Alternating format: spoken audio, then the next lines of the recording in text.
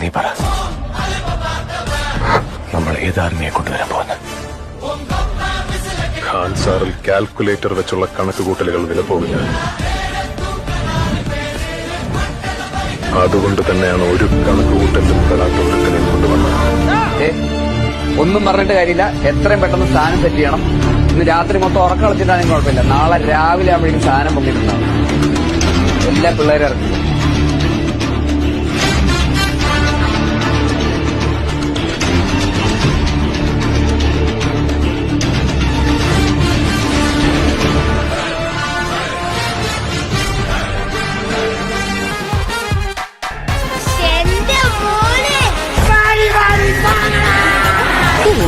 You must.